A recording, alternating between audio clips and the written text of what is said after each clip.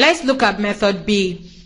Under this method, an adjusted cash book will be prepared and the adjusted balance will be used in preparing the bank reconciliation statement.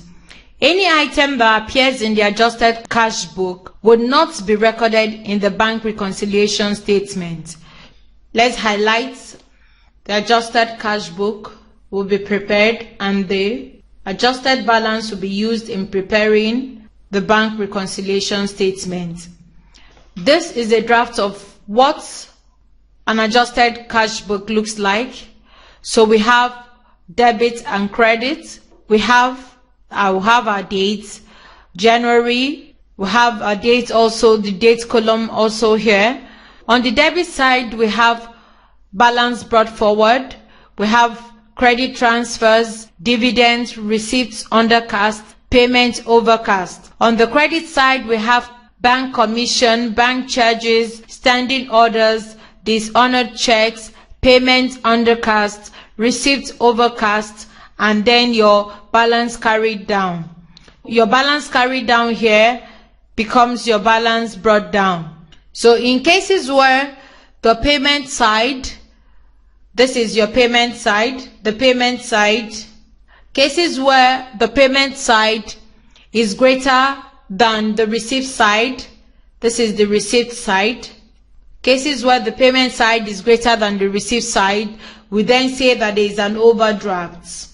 We refer to such scenario as an overdraft, where the payment side is greater than the receipt side. So in this format, the debit side, which is the receipt side, is greater than the credit side, which is the payment side. This is a draft of how our bank reconciliation statement is going to look, because we're told here that the adjusted balance will be used in preparing the bank reconciliation statement. When we have gotten our adjusted balance, so we now have balance as per adjusted cash book, unlike the earlier in method A where we had balance as per cash book or balance as per bank statement. So here we are going to have balance as per adjusted cash book. The balance as per adjusted cash book is this amount, the amount we get here. So we now add our unpresented checks and less uncredited checks, and then the balance we are going to get is going to be balance as per bank statement. So we should note that, as we were told here, that any item that we record on the adjusted cash book is not going to appear in the bank reconciliation statement. Our title will still be Bank Reconciliation Statement as at 31st December, 31st January, 31st March, depending on the year. It can be 20x8, 2009, 1990, 1995, and what have you. We have an illustration on the board on method B. You are required to prepare an adjusted cash book and bank reconciliation statement as on 30th November 1993. Okay, let's solve. So step 1, we have to prepare the adjusted cash book. For us to prepare adjusted cash book, we have to rule our T format. This is a T format. What we are preparing is adjusted cash book. Is a T format, so we have our debit and our credit. The year we are working with is 1993 and the currency is Naira. We have to state that as well. We do that for both sides. The month we are working with is November. The next thing we do is for us to pick the items that belong to the debit and the items that belong to the credit. So we said on 30th November 1993, Olukumi and Sons cash book showed a debit balance of 3,500 Naira, whereas the bank statement showed a balance of 2,325 Naira. On investigation, the following items were discovered to have caused the discrepancy. A. The bank had made charges of 310 which had not been entered in the cash book. This is bank charges. A check received for 2,000 Naira entered in the cash book had not been entered by the bank until December 3rd, 1993. As we are reading, let's be recording the entries. The first one, A, is bank charges. And from our format, bank charges will be on the credit side, which is the payment side. Bank charges. And bank charges is 310. So the next one is a check received for 2,000 entered in the cash book had not been entered by the bank until December 3rd, 1993. This is our unpresented check. So this is our particular transaction. This particular transaction is uncredited check.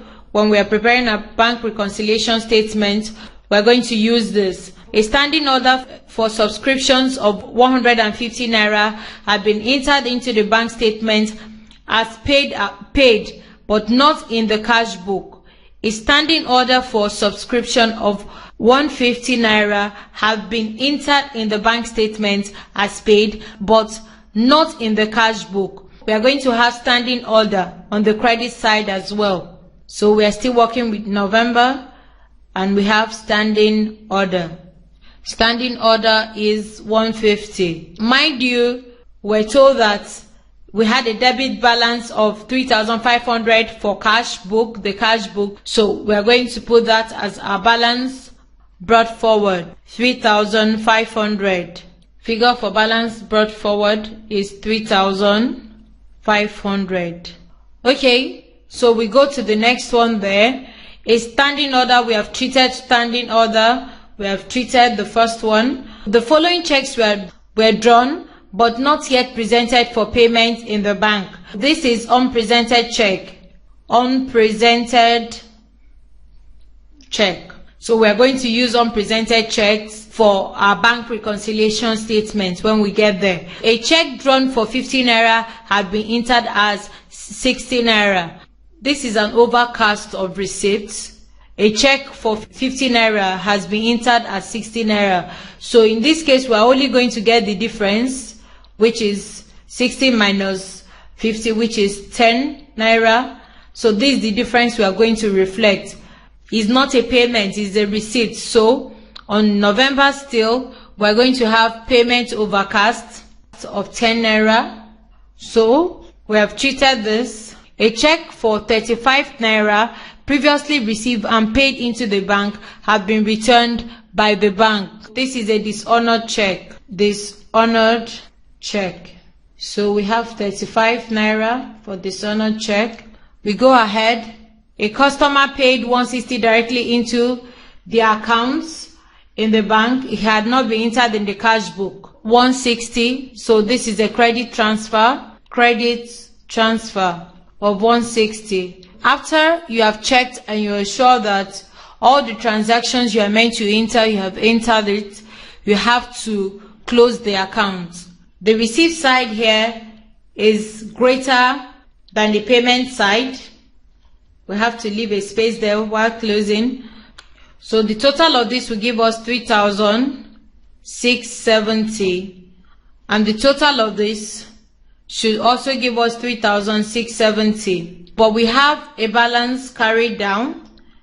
So by the time we do the addition of this and then subtract the addition of this, the addition of the credit side will give us 495, and the addition of the debit side will give us 3,670. So 3,670 minus 495 will give us the outstanding balance here, which is 3,175. This will now be our balance carried down. In preparing our bank reconciliation statements now, we are going to use this figure. This will be our balance as per adjusted cash book, this amount. So let's prepare our bank reconciliation statement. To prepare our bank reconciliation statement, we'll title it Bank Reconciliation Statement as at 30th November 1993. We signify our currency. The first entry will be balance as per adjusted cash book. So our balance as per adjusted cash book is 3,175. So we'll now add unpresented check. So we're now going to add unpresented check An unpresented check is 300 from the question. So from the question, unpresented check is 300, 300, 600, and 250. We're going to bring it down here, 300, 600, and 250. So that will give us a total of 1,150 for our unpresented check. So which will also, we'll add this to 3,175 to give us 4,325. So we are now going to less our uncredited check. Our uncredited check is 2,000. So we are just going to take it here directly to deduct it. Our remaining balance now will now be 3,225. This amount will now be our balance as per bank statements. So it's as simple as that. First of all, as we said earlier, you have to classify. You have to classify them. You have to know where they ought to be. You have to know the type of discrepancy it is. If it's a dishonored check, if it's a bank charge, if it's a standing order, if it's an uncredited check, if it's an unpresented check, you have to know that. Because if you do not know that, there is no way you can have a correct answer. Right from your first entry, you will be making mistakes. Also, students should seize the opportunity to get every mark that the examiner has to give out. From your tables, you should endeavor to remember to always title your tables properly, the debits, the credits, to give titles to your accounts, and to date your work properly, and to put the currency you're working with also. So here also, let's say we are to rule this. So this is the title of this account. So students should endeavor to always title their work appropriately.